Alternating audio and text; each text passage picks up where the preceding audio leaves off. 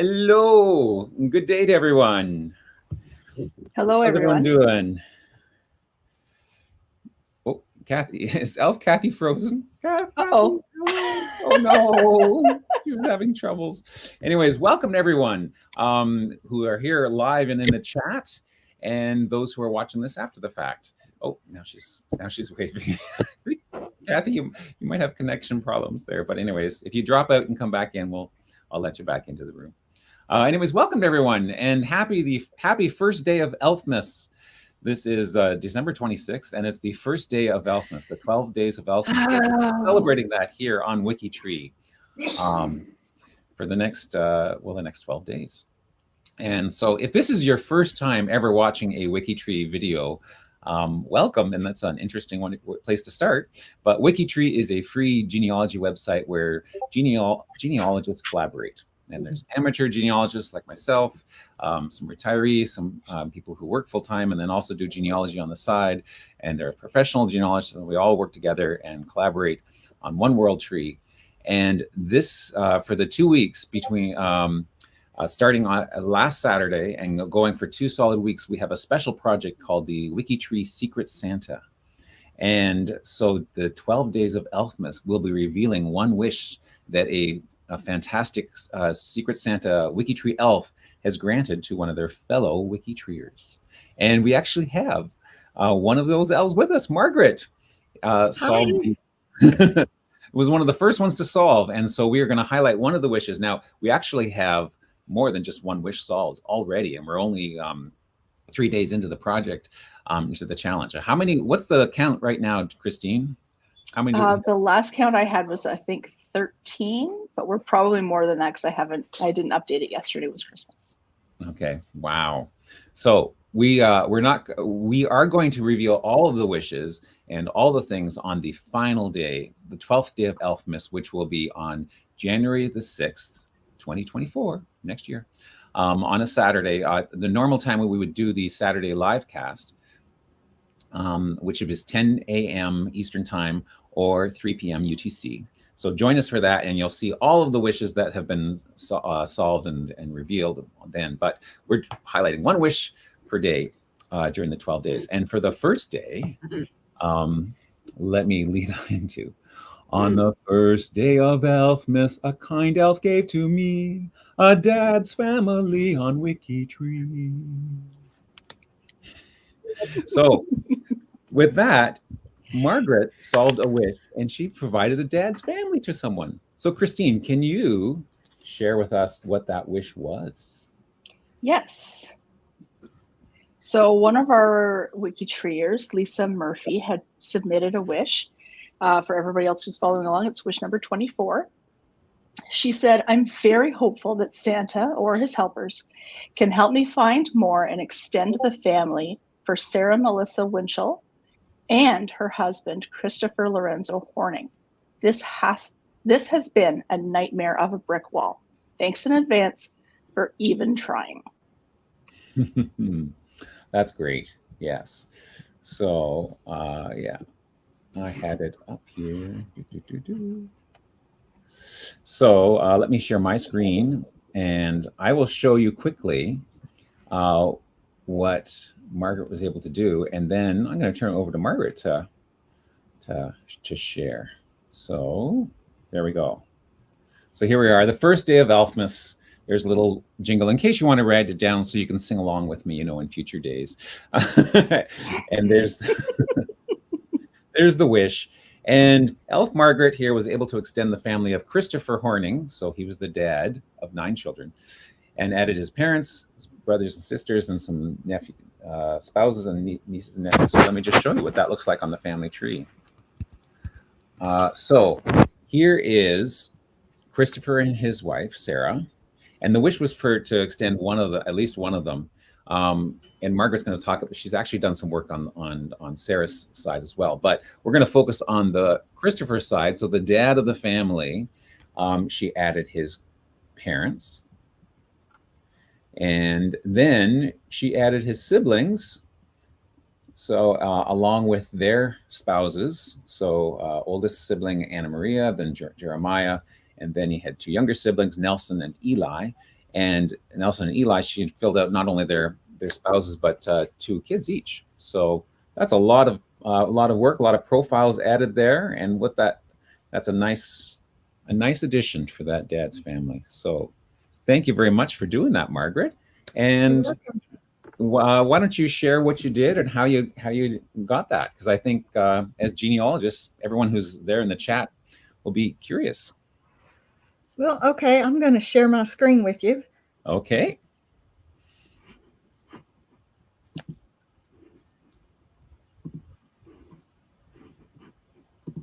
I'm slow. I apologize. No, that's okay. Margaret, unlike me, who has a laptop and 2 extra monitors, Margaret has to do everything on one single screen, and that's hard to do. I've had to do that before, and it's very restrictive. Only working on single screen. There we go. Okay, here is William Horning's profile. Well, let me get to his son, Christopher. Here is Christopher's profile. And you can see he was born in 1824 in New York. And New York's a fairly big state, but there were some clues and some hints here. I could see that in the 1850 census, he was living in Alabama, Genesee, New York.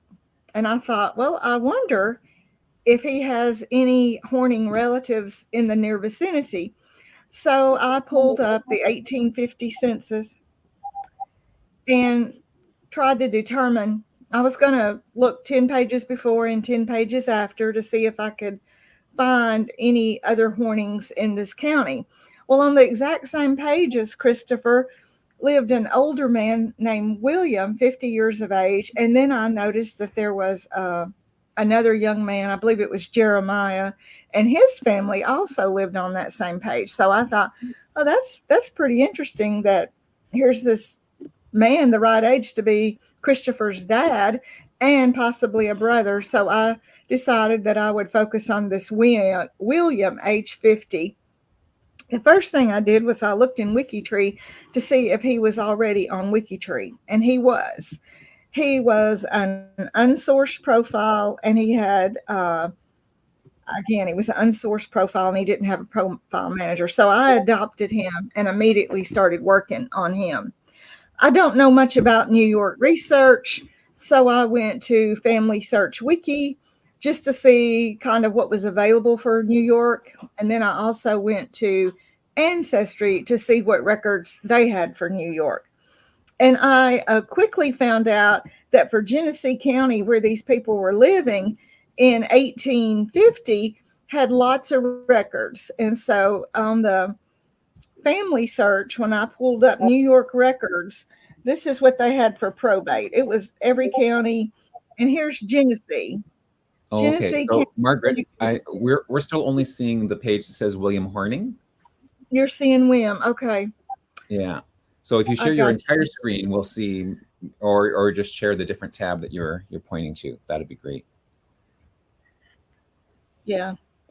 Well, maybe I'll just talk through it because that's okay.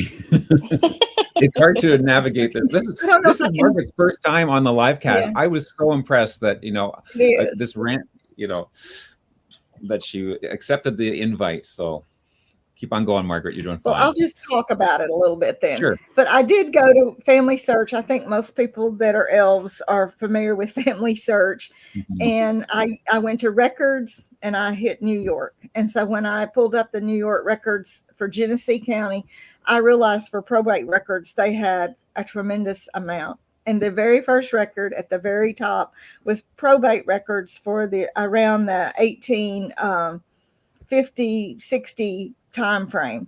So I looked through that, and they did have an index at the front, and I quickly found this William Horning.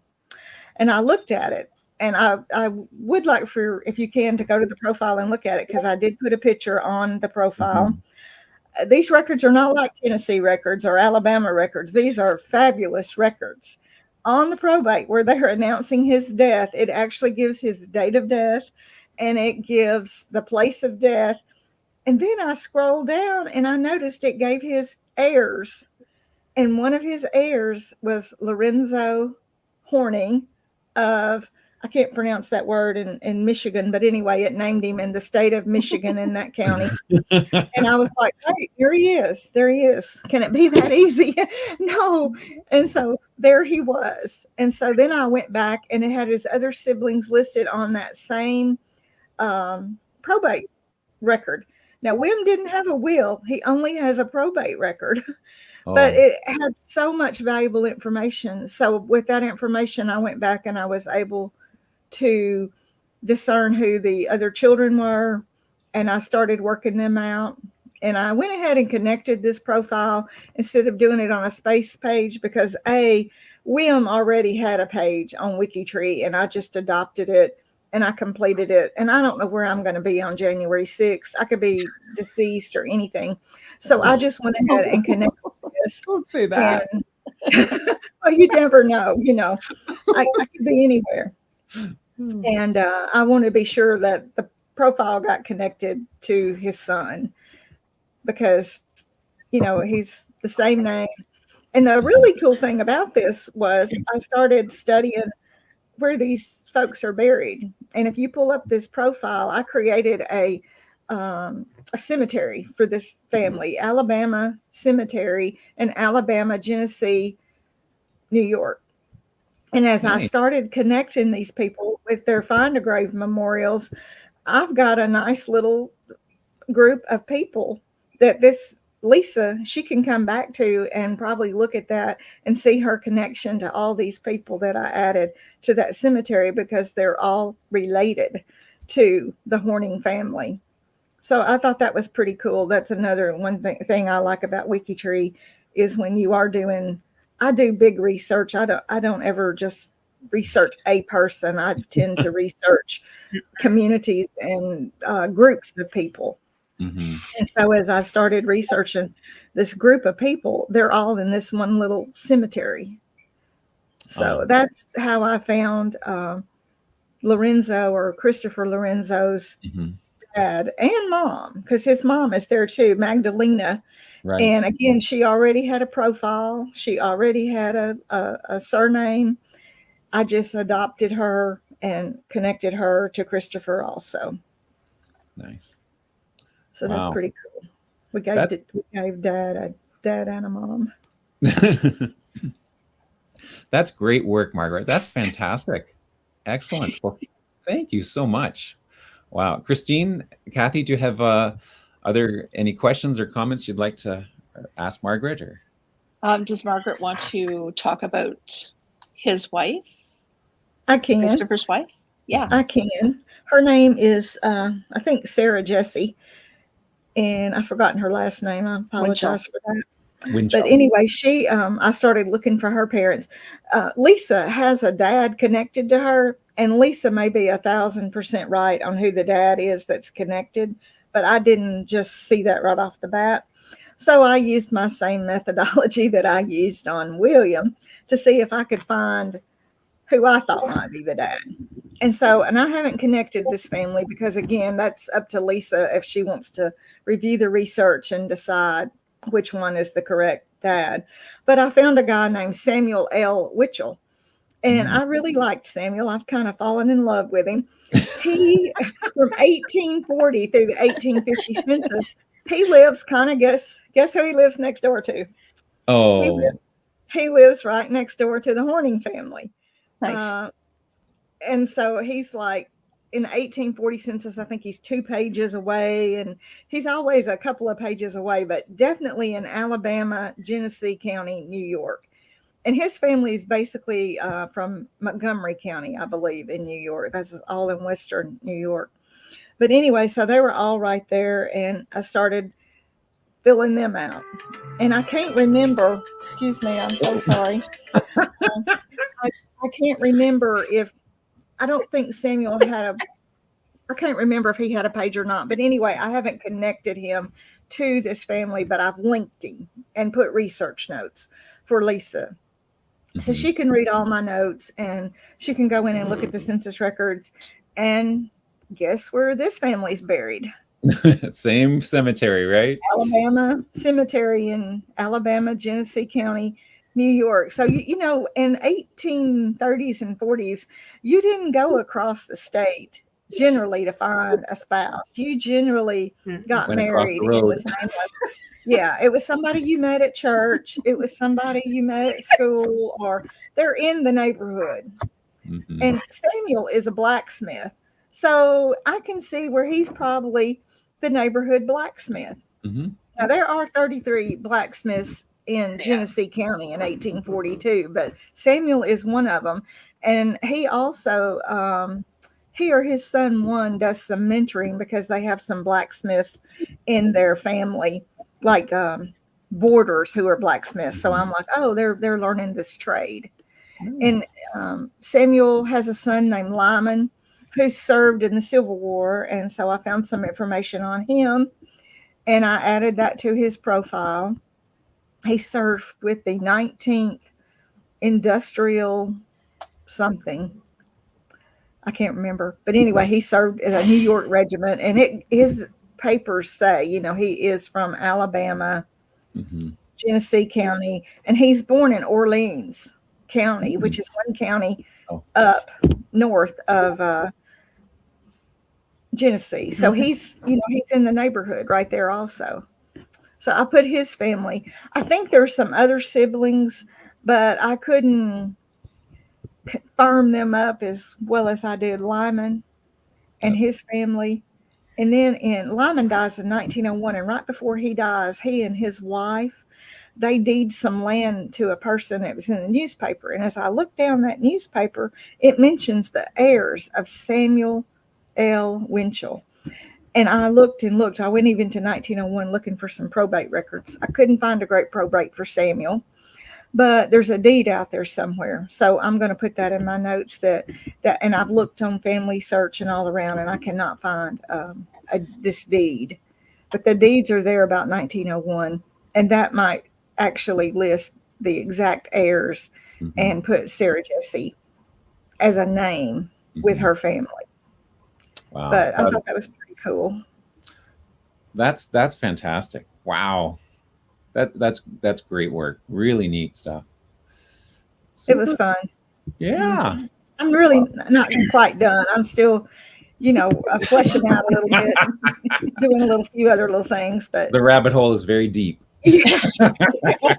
Exactly. That's a good word for it. It is. It is. Yeah. So I just wanted to highlight some of the things that Margaret was just saying. About research notes. So she's put research notes on, I think, every profile or almost every profile that you've worked on in this.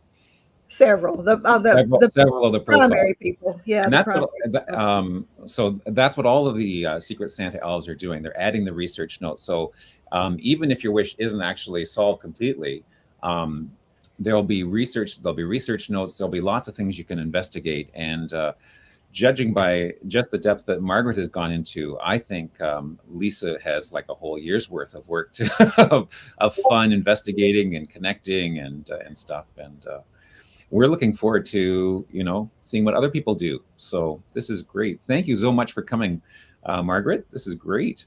Thank you for asking me. I've enjoyed it. No problem. No problem. Maybe you can become another regular. Join us again. But we do have, we've got a nice lineup for coming up. Tomorrow's LiveCast will also be at 12 noon. Now, because we have elves from all around the world, the time of the Elfmas videos will not necessarily always be at 12 noon. The one for tomorrow will be at 12 noon. But we do have some elves that are in Europe. And so for those, we may move the Elfcast a little earlier in the day so that it's just sort of mid-afternoon for them and not, super late at night. And for those who are working elves from Australia or New Zealand, we might make it a lot later in our day, so it's in the morning so it's not in the middle of the night. Like they don't have to get up at 2 a.m. online. That would be just rude. So we'll know at least the day in advance of when the next one is. So I can tell you now that for tomorrow, the second day of Elfmas, our video will be at 12 noon. And I won't tell you who it is, and I won't sing you the jingle, but you'll have to come back tomorrow to hear us, to hear what it is. And thank you for all that came out. Thank you for those in the chat who joined us live on YouTube, and those who are watching this after the fact. And we'll see you tomorrow for the second day of Elfmas. Bye. Bye.